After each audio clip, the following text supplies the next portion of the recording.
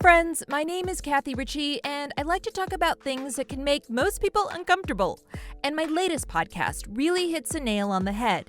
It's called Period, the End, but not really, and it's about menopause. The fact is, anyone with ovaries will go through menopause, and most will have symptoms. We're talking hot flashes, anxiety, sleepless nights, vaginal dryness, even abnormal bleeding. In Period, the End, I aim to give you more information from menopause experts because this chapter of life can be gut-wrenching, exhausting, and just plain confusing. Information is power for you, your partner, your children, your friends, and colleagues. The other thing, this can be an incredibly isolating time for women, and now more than ever, we need connection. So let's get a little uncomfortable.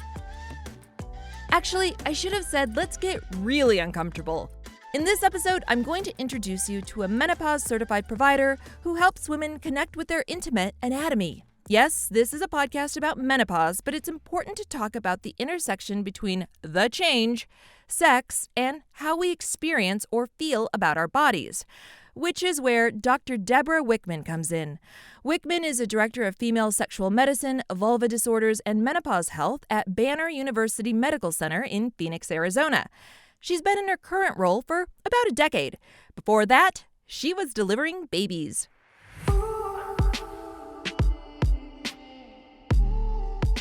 Part of what makes that so special is the relationship we develop with the women, because it's not just come here to see me for one thing and then never again. It's an ongoing relationship with healthcare, with babies, with, as they age. And as she developed that relationship, more women were starting to ask me questions that I didn't have the answers about with regard to sex and how to like it more, how to have it better. So Wickman embarked on a journey of discovery at a UCLA fellowship in female sexual medicine. She later became a certified sexuality counselor through the American Association of Sexuality Educators, Counselors, and Therapists. Wickman can now look at a patient in a truly holistic way. And that's important because when the body experiences pain down there, the source may not be obvious at first. And they will tolerate that for years before they actually seek help. And partly that's because they don't really know where to go. And when they try to maybe reach out, sometimes they get somebody who doesn't know how to help or just blows it off. And so then they feel ignored or dismissed. And so they lose their courage in how to really approach it. The other thing a lot of us don't like to talk about are vaginas, especially if it hurts. We might feel ashamed or embarrassed, like, what's wrong with me? The answer? Nothing. So we came from a time of no information. And, our role models as women didn't want to talk about it. I mean, it's so common for the older role models like our mothers and our grandmothers were totally shut down around sexuality and didn't want to talk about it and would dismiss it if it was brought up. So it's really common for me to ask a patient, what was your mother's experience with this kind of situation? And they have no idea, even when she went into menopause, let alone whether she had symptoms or pain or any problems. And a woman can experience pain for myriad reasons. A vaginal delivery can lead to all sorts of lasting issues. A second or third degree vaginal tear, for example, can cause soreness or pain during intercourse years later. There's also autoimmune conditions and allergies or other sensitivities that can cause pain.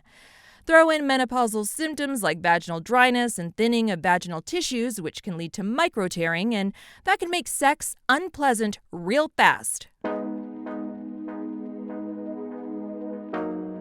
They have trouble achieving orgasms, so the most common tendency is to just fake it, get it over with quick, tolerate the pain, don't let him see that it hurts, and then just get, hopefully the next time will be a good distance off. And that's just no good way to live. And according to the Menopause Society, between 17 and 45% of postmenopausal women say they find sex painful. So not that uncommon, which means we need to be talking about it. I mean, what happens in our intimate anatomy is relevant. It affects our emotions, it affects our beliefs, our mindset, and in doing that, it affects our whole relationship with ourselves and life and our partners and family and everything. So a woman who loves and embraces her vagina and intimate anatomy is really such a more fulfilled, happier woman in herself and her relationships. There's something else too, Wickman tells me, and this is something she sees among women going through menopause. When women come to talk about low desire, one thing I explain is that it's not just sexual desire. That part of the brain, the limbic part of the brain, is where enthusiasm, motivation, desire for creativity, for all the things we used to love doing but now don't do anymore. And that's the reason. It kind of slowly ebbs away and we just don't know why and we don't even notice it. It's a common thing that women will say, I used to love doing something, I used to love going dancing, but I just haven't done it in years. And that's why the shine kind of goes off of our limbic brain, and that spark that makes us unique and enthusiastic and excited about life just kind of dims. Now, a lot of it, she says, has to do with the drop in hormones, specifically testosterone, which peaks in our 20s and slowly declines thereafter. It's also the first sex hormone to fade away, so to speak. So where does this leave Wickman and her patients? I mean, she has some patients struggling with pain because of childbirth or other traumas, both physical and emotional. There are also those who are struggling with menopausal-related pain, and then there's all of the above. For Wickman, identifying and treating pain is where the doctor side of her comes in. Helping women to love themselves and connect with their intimate anatomy is where the counselor side of her gently offers guidance. Now I have started calling it the process of evolving, because it's really evolving, but through the vulva, so evolving. Yes, you heard that right. Evolving. And what she does is, well, it's a lot. It's remarkable, it's curious, it's a little jarring. I do this process where sometimes I use a mirror, but more formally I use an iPad, where the woman can hold the iPad and I can transmit the image that I'm focusing on right onto her iPad, onto the iPad, so she sees it in HD. The image Wickman is talking about is her patient's vulva, vagina, and even her cervix, in high definition. It can be a lot to take in because, unlike the male anatomy, we females can't always clearly see what's what, let alone what's inside. And sometimes initially, even just with the mirror, women will say, I don't want to see that. It's disgusting. It's ugly. Who would even want to get near that? And so then I know we have a lot of work to do, because if we don't embrace our own bodies and learn to love ourselves, we're not going to get over so many of these hurdles. Sadly, Wickman says she sees more women who are turned off by their own vaginas than those who love and embrace their anatomy.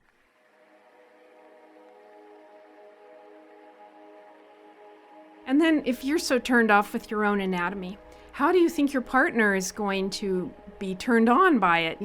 We kind of project our feelings onto our partners, and we want to project a feeling of acceptance and intrigue and desire, and not the other way around. So it's really, really important to turn that narrative around and learn to accept our bodies, love our bodies, and even intentionally work on changing what we do find negative, so that you can be empowered that you're making the kind of situation you want. What I found fascinating about our conversation is that even from an early age, there's just a lot of shame about our bodies. Shame about our weight. Shame and embarrassment about our periods. I mean, think of all the jokes, or rather horror stories you've heard over the years. I can't help but think about a time when I was in middle school and a classmate who wore white jeans got her period. People were laughing and talking in the halls about what happened to this child. She was a child. Fast forward, and how many jokes have you heard about vaginas or hot flashes? Probably more than you can count. And as we get older, the pressure to look a certain way or behave a certain way just doesn't go away. We hear things like women are past their prime in menopause, and that's just so grating, because we don't feel old inside our heads. I mean, I'm speaking from somebody who's in menopause, and I still feel the same inside my head as I did 20 years ago. So your concept of yourself doesn't age. But women have a lot of anxiety when they start seeing changes in their physical body, changes in their physical abilities. And that is so hard. Somehow society has decided that men become silver foxes and we just become old, unattractive, useless, invisible. We have to change that, if not for our generation, but for our daughters and our sons. This is a team effort, which means having honest and accurate conversations about reproductive health starting at an early age. So much of it is communication and education about the body and what to expect and what's normal and what can be done to, solve whatever problem is happening. So just because when you don't know what's happening, that escalates the anxiety and it always makes it worse. That's why my practice is so heavy on education and outreach and connection, really at any age. But if it hasn't happened by the time you're in menopause, it needs to start now. Darn straight, Dr. Wickman.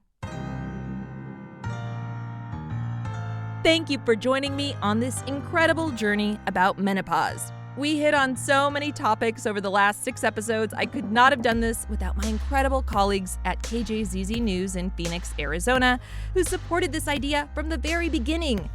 For more information about this podcast or to hear previous episodes, visit period.kjzz.org. I'm Kathy Ritchie, your grateful perimenopausal reporter and host. Thank you for listening.